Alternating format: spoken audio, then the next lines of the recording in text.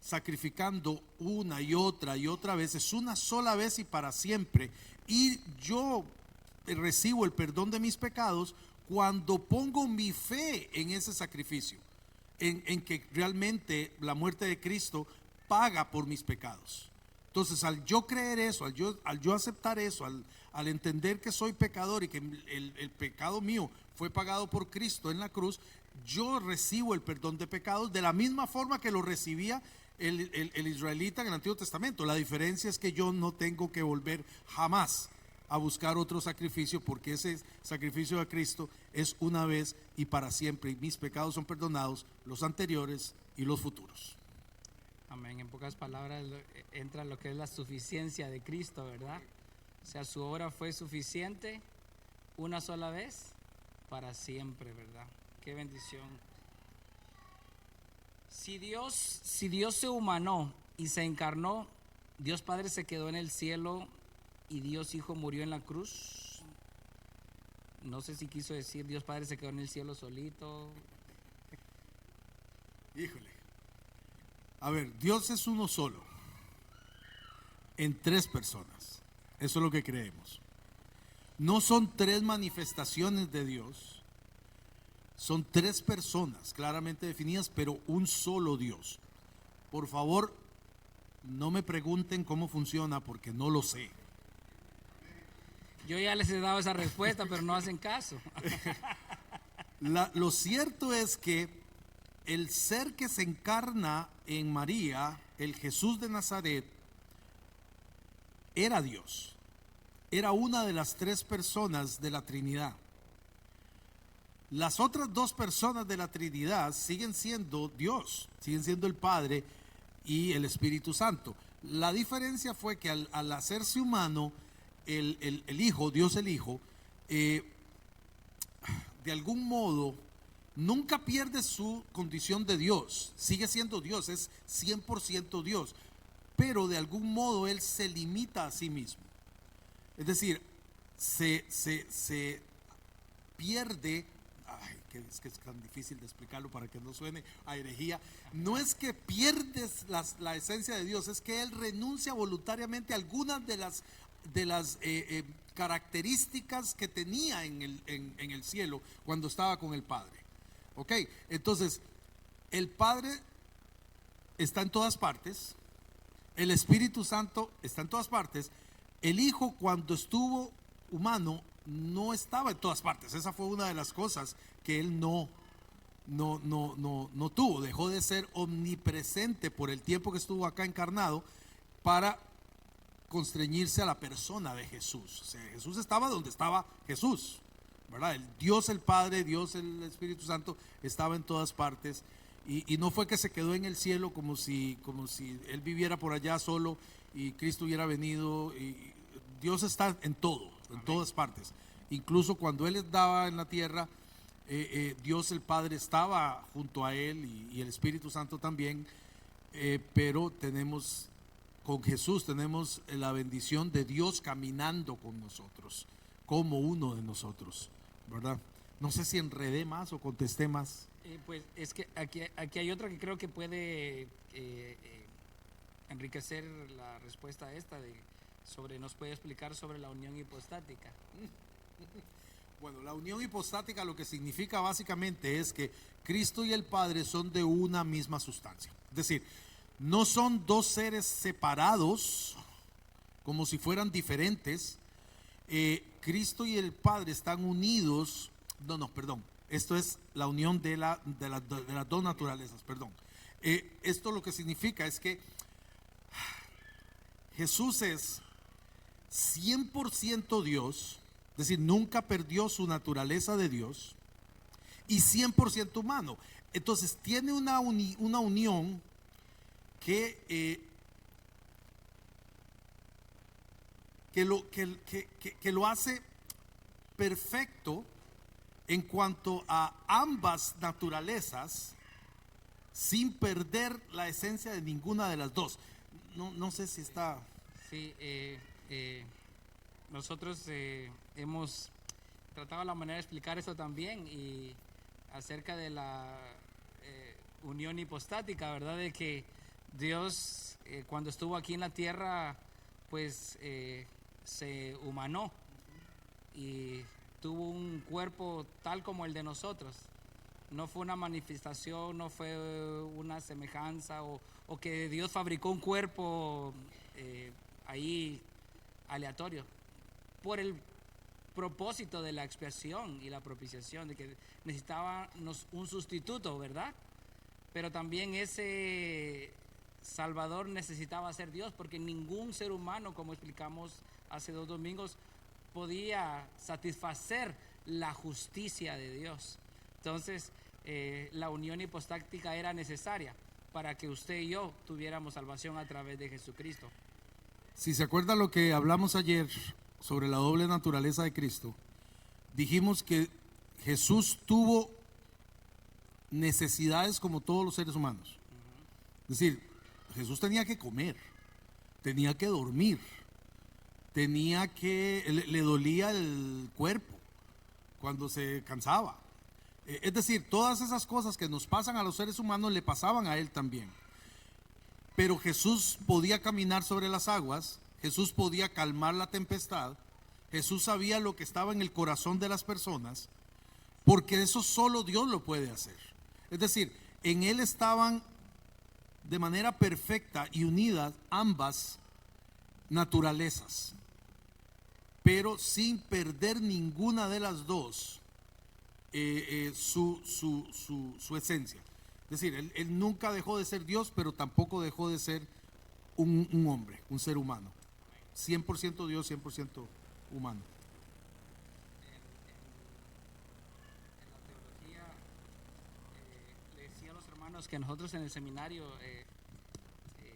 nos enseñaron eso de la unión hipostática, y alguien mencionaba que la manera tal vez más acorde de decir es que Jesús era plenamente hombre y plenamente Dios, porque al dar un número como que se puede cuantificar a Dios, y pues Dios es eterno, ¿verdad? Es verdad. Amén. Es verdad. Así que, excelente, hermanos. ¿Puede explicar la tercera teoría nuevamente? Espere, para ver si me acuerdo cuál era. Que hizo la pregunta, ¿se acuerda de la teoría? Estaba la teoría de la... No, yo lo tengo aquí, espérese. Esperen un momentito.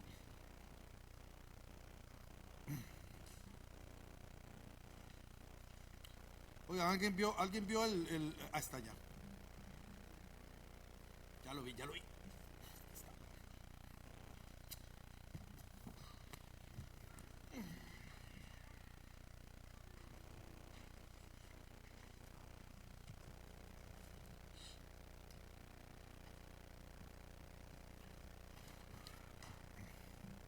Muy bien, la tercera es la teoría de la influencia moral. O sea, esta teoría, hermanos, lo que dice es que básicamente Cristo es solamente un ejemplo moral que Dios proveyó para que nosotros, viendo su vida perfecta y su sacrificio, tuviéramos un ejemplo a seguir. Esa es la idea de la influencia moral, ¿verdad? La muerte de Cristo solamente nos enseña cuánto nos ama Dios, y eso debería ser suficiente para que nosotros decidiéramos seguirlo y amarlo, ¿verdad? Porque Él nos ha mostrado mucho amor y nos ha mostrado cómo vivir una vida perfecta, así que podemos hacerlo. El problema con esto, con esta teoría, es que elimina completamente la incapacidad que tenemos nosotros para vivir una vida de acuerdo con la voluntad de Dios. Es decir, si yo puedo seguir el ejemplo por mis propias fuerzas, seguir el ejemplo de Dios, de Cristo, y lo único que tengo que hacer es tener un estilo de vida que refleje ese seguir a Cristo, pues no necesito ni al Espíritu Santo, no necesito la presencia de Dios en mi vida, no necesito el poder del Señor en mi vida para no pecar, etcétera, etcétera. O sea, puedo hacerlo por mi propia cuenta. Lo único que necesito es tener una vida moralmente adecuada a Cristo y todo está solucionado, ¿verdad? Y eso es antibíblico, de hecho. Y es imposible también. Sí. Sí, incluso basado en esa teoría, yo recuerdo todavía vivía yo en Guatemala cuando personas decían, si Cristo lo pudo hacer, yo lo puedo hacer también. O sea, suena muy atractivo, pero es imposible, hermanos. En serio. La única persona que ha amado a Dios con todo su corazón, con toda su alma, con toda su mente y con todas sus fuerzas es Jesucristo. De ahí ninguno de nosotros llenamos ese papel. Hebreos 2:7 dice que Dios hizo a Jesús mayor que los ángeles. Lo leo. Lo has hecho un poco inferior a los ángeles. Lo has coronado de gloria y honor y lo has puesto sobre las obras de tus manos. ¿Qué quiso decir el autor que Jesús fue hecho o fue creado?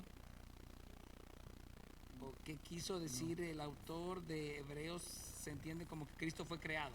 Sí, no, de hecho creo que ese texto de Hebreos está citando Salmo 8. Es Salmo 8 lo que está citando. Y Salmo 8 en realidad no está hablando del Señor, está hablando del hombre.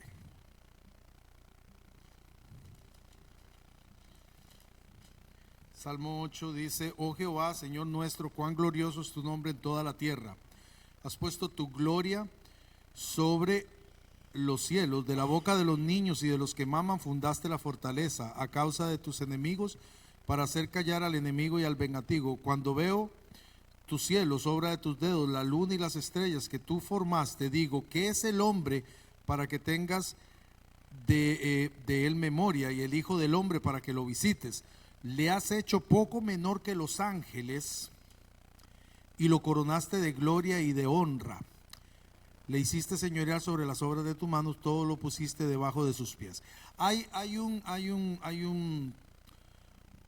aire mesiánico en este salmo, pero el salmo propiamente, la cita, está hablando del hombre, ¿no?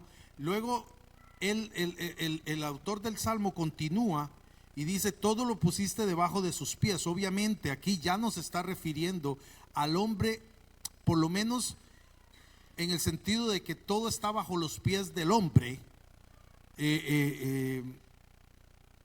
porque no es así. Pero el salmo como tal, el salmista, lo que tenía en el corazón era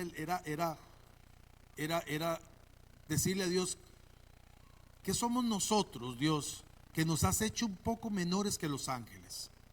Y pusiste, y pone ahí ovejas y bueyes, las bestias del campo, las aves de los cielos, los peces del mar. Básicamente lo que está diciendo el salmista es que el hombre de algún modo ha sido puesto como la cúspide de la creación, en el sentido de que tiene dominio sobre la tierra. Y eso es exactamente lo que Génesis dice, o sea, señorearán sobre la tierra y nosotros como seres humanos tenemos dominio sobre todas las cosas de la tierra. Luego el autor de Hebreos, hablando de Cristo, aplica esto, pero no en cuanto a el hecho de que fue hecho, sino lo que sigue un poquito más adelante, es de poner todas las cosas bajo sus pies, ¿verdad? Ese es el sentido que le da el autor de Hebreos. Pastor, ¿alguna cosa que quieras? Sí, es lo que veo yo aquí, que dice el verso 8, porque al sujetarlo todo a él no dejó nada que no le sea sujeto, pero ahora no vemos aún todas las cosas sujetas a él, pero vemos aquel que fue hecho un poco inferior a los ángeles, es decir, a Jesús, coronado de gloria y honor a causa del padecimiento de la muerte, para que por la gracia de Dios probara la muerte por todos. O sea que, como dijo nuestro hermano, sí apunta al hombre, pero también tiene cierto paralelismo con lo que está hablando el autor de Hebreos, porque al decir lo hizo un poco inferior a los ángeles, es como hablar acerca de la naturaleza humana de Cristo, ¿verdad? Pero luego adelante exalta su naturaleza divina, porque dice, pero vemos aquel que fue hecho un poco inferior a los ángeles, decir a Jesús, coronado de gloria y honor a causa del padecimiento de la muerte, para que por la gracia de Dios probara la muerte por todos. O sea, ahí vemos claramente cómo encaja perfectamente, ¿verdad? Nuevamente caemos en la doble naturaleza de Cristo. Cristo plenamente hombre, un poquito menor que los ángeles, y luego Cristo plenamente Dios, coronado de gloria y de honra, ¿verdad? Sí, y el libro de Hebreos básicamente lo que hace en este primer capítulo es hacer una distinción entre Cristo y los ángeles. O sea, aquí la idea es, mira todo lo que le dijo a Cristo, que nunca se lo dijo a sus ángeles. O sea, al final Cristo es más que los ángeles, ¿verdad? En ese sentido. Amén. Cuando ofrecían holocausto en el Antiguo Testamento, ¿quedaban redimidos del pecado? Sí. O sea, si no, no hubiera tenido sentido. Es decir, cuando el pecador llevaba la ofrenda por el pecado y el animal era sacrificado, había perdón de Dios de ese pecado. Porque si no, habría sido mentira. O sea, Sí. Dios les está pidiendo a ellos que traigan eso por el pecado, en expiación por el pecado. Y quien llevaba una ofrenda por su pecado, realmente era perdonado. Por eso es que es interesante oír que la gracia solamente está en el Nuevo Testamento. La gracia de Dios se manifiesta a lo largo de toda la historia de la humanidad. Nunca hemos sido tratados de otra forma que no sea con gracia. Y el sistema de sacrificios de Israel fue una forma de mostrar esa gracia. Lo que pasa es que ese sistema de sacrificios era una sombra de lo perfecto, de lo que iba a venir, que era Cristo. Era un tipo, lo que se llama un tipo, era mostrándonos lo que iba a pasar. Y los efectos de este tipo eran, por supuesto, limitados contra los efectos de lo que iba a ser Cristo, que era majestuoso. Amén. Amén. Si la paga del pecado es muerte, ¿podía Jesús morir antes de cargar los pecados de la humanidad? Ejemplo, de niño o de adolescente. No me... Buena pregunta, pero no creo, porque de niño seguía siendo el mismo, pero híjole, supongo que la diferencia, porque la Biblia no nos dice nada sobre esto, así que vamos a entrar en el terreno de las conjeturas. Sí. Así que por favor entiendan que lo que voy a decir es una conjetura, porque no hay nada bíblicamente que lo sustente. Cristo, la Biblia no habla de Cristo de los 12 a los 30. Y creo que lo hace a propósito. Ajá. Es decir, cuando Jesús tenía 13 años, 14 años, 15 años, no sabemos nada de su vida. Y esto no es un accidente. Podían haber habido, o sea, María podía haberle dicho a algunos de los escritores de los evangelios cosas de Jesús cuando era niño y adolescente. Pero la obra salvífica de Jesús empieza con su ministerio. Por eso era importante que no solo la muerte de Cristo, sino su ministerio también era parte del proceso de salvación. Es decir, todo lo que Cristo hizo, todo lo que Cristo dijo, era parte también de su ministerio y de su obra. No solamente morir en la cruz, ¿verdad? Sino que era necesario que nos diera todo lo que nos dio, para que nosotros pues tengamos claro en qué consiste nuestra fe también. Amén. Y creo que eso es muy sano decir de que lo que la Biblia está en blanco, hermanos, está en blanco. Y Deuteronomio 29 dice que lo que Dios quiso revelar, lo reveló para nosotros, pero lo secreto le pertenece a Él, ¿verdad? Si conjeturamos eso, no salimos de aquí, hermano. Jesús pudo haber hecho esto. Hasta han hecho películas de eso, de que Jesús estuvo ahí ayudándolo al carpintero, al papá. Puede ser que sea cierto, pero no sabemos, hermanos. Y la Biblia calla en eso. Y pues simplemente un día cuando estemos con el Señor allá nos va a responder muchas dudas. Así es, así es. Amén. Así como en el Antiguo Testamento, si no había arrepentimiento, el sacrificio ya no valía. Es igual a alguien que cree en el Señor Jesucristo, pero sin arrepentimiento. ¿Es válido el sacrificio en este caso? Pues yo diría que no. O sea, al final la Biblia nos llama a arrepentirnos. De hecho, Jesús dice: arrepentidos porque el reino de los cielos se ha acercado. Es lo primero que dice. Su mensaje siempre fue el de arrepentimiento. El arrepentimiento es una parte implícita en la fe. Es decir, yo no puedo tener fe en que Cristo paga por mi pecado si yo no me reconozco a mí mismo pecador.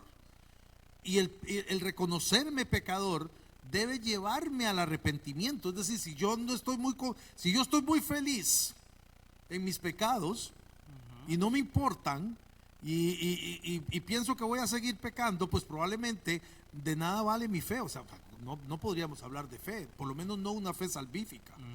¿Verdad? Puedo tener fe en otras cosas, pero no una fe que me salva. Y ahí es donde hablaba antes de que el sacrificio de Cristo es para todos, pero no le aprovecha a todos, ¿verdad? Porque si no estaríamos pensando que cualquiera podría decir: pues yo sí tengo fe, yo creo.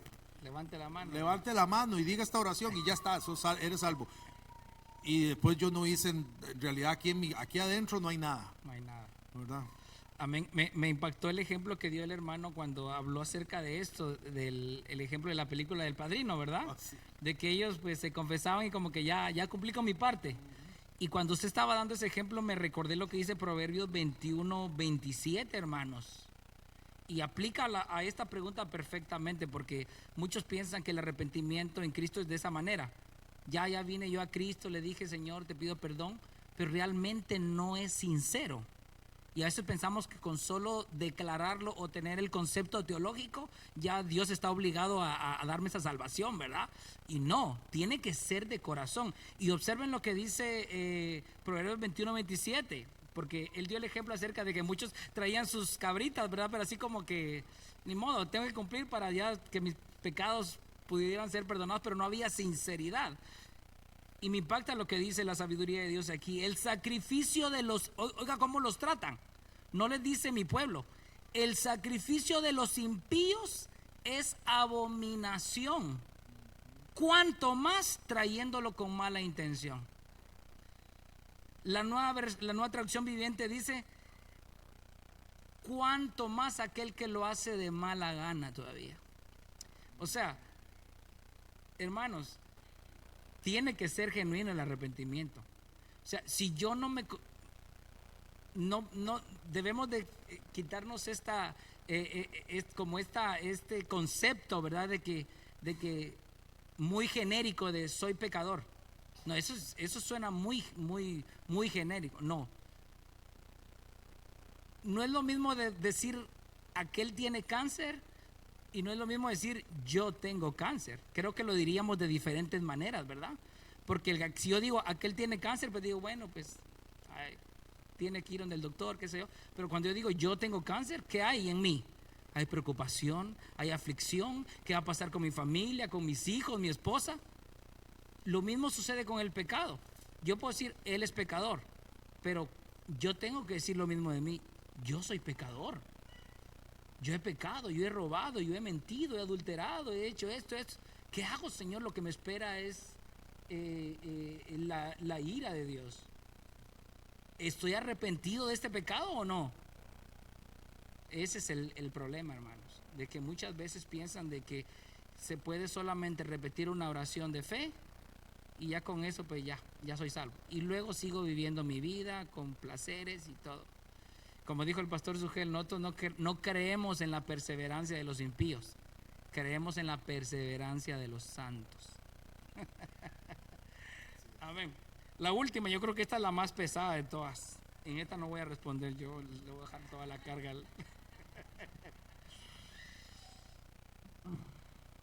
Si Dios no hubiera pasado la copa a Cristo, ¿hubiera tenido que morir una y otra vez por los pecados de la humanidad? Supongo que es refiriéndose a Getsemaní. Ujú.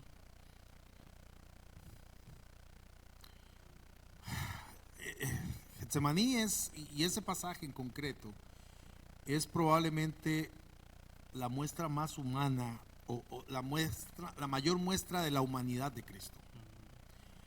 O sea, porque cuando Jesús está orando en Getsemaní y la Biblia describe que le salía sangre, que sudaba sangre, eso ha sido realmente documentado por gente que conoce, médicos, el grado de, vamos a llamarlo así de una forma, de estrés que tenía Jesús en ese momento, hizo que los vasos capilares que están superficiales se rompieran.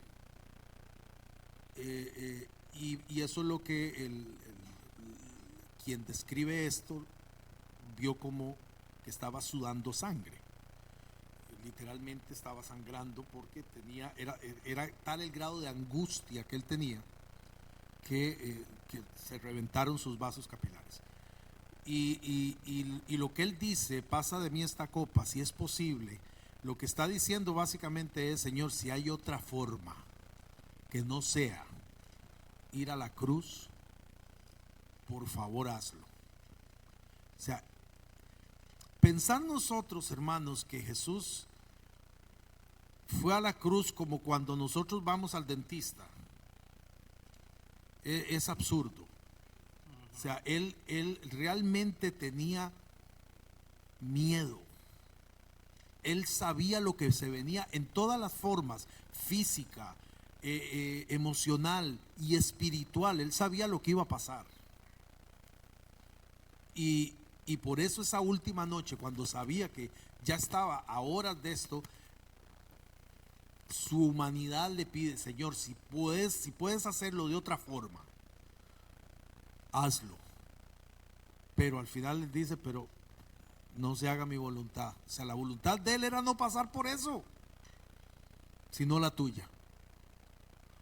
Y yo creo que Jesús en ese momento supo que, o sea, que no había forma.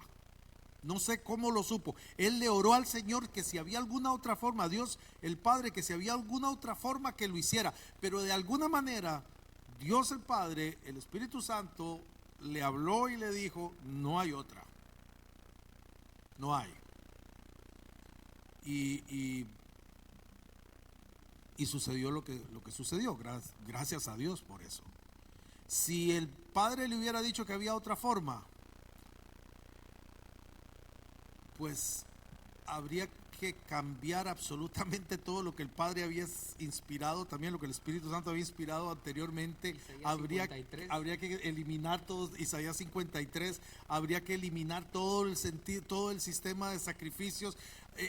Yo creo que el problema con eso otra vez es decir, que hubiera pasado si no hubiera habido sacrificio nunca, y Dios simplemente perdona porque es buena persona Dios, entonces nos perdona. Que Dios se convertiría en un Dios injusto. Y si Dios le hubiera quitado la copa a Cristo, hubiera pasado esa copa de él, habría sido tremendamente injusto. Y como Dios no puede ser injusto, eso era imposible que sucediera. O sea, la pregunta es muy interesante, porque lo que plantea es un imposible teológico, es una imposibilidad teológica. Es imposible que Dios no hubiera sacrificado a Cristo. Es imposible, por lo que Él es, por su propia naturaleza, ¿verdad? Por quién es. Amén. Y me impacta esto porque ahí se observa, hermanos. Por eso que cuando alguien dice, nadie ha sufrido lo que yo he sufrido, es porque no estamos observando a Jesucristo. Y lo dice Hebreos claramente, Hebreos 12, ninguno de ustedes ha sufrido hasta la sangre, como quizás dando a entender, recordando el Getsemaní, ¿verdad? Y me impacta lo que dice Salmo 49, porque dice, nadie puede en manera alguna redimir a su hermano, ni dar a Dios rescate por él, porque la redención de su alma es muy costosa y debe abandonar el intento para siempre, para que viva eternamente, para que no vea corrupción. O sea, esa naturaleza humana de Cristo llegando al nivel extremo, ¿verdad? Pero, pues como dijo nuestro hermano, y gracias a Dios que pues el Señor Jesucristo fue a la cruz, ¿verdad? Aunque expresó de manera clara que Él también sintió temor y sufrió. Le damos gracias al Señor por su sacrificio santo, hermanos. De veras que sin el sacrificio de Él, todo lo que hemos hecho hasta ahora estaríamos perdidos, ¿verdad? Como dijo Pablo, si Él no hubiera muerto y no hubiera resurrección, esto es un circo. Pero gracias a Dios que no es así. Gracias a nuestro Señor Jesucristo, hoy lo que hacemos por fe, lo hacemos en obediencia a su palabra, y un día tendremos esa recompensa juntamente con Él, ¿verdad? Amén. Si ya no hay más, ¿ya no hay más? Ok, entonces, hermanos, gracias por sus preguntas. Están buenísimas. Sí, como cierto maestro dijo, sentí que me tiraron Biblias, pero de las más pesadas. Muchas gracias por sus preguntas, hermanos. Esperamos que hayan podido quedar las dudas clarificadas y sigámonos gozando en el Señor. Yo creo que ha sido estos días de mucho aprendizaje. Hay que entender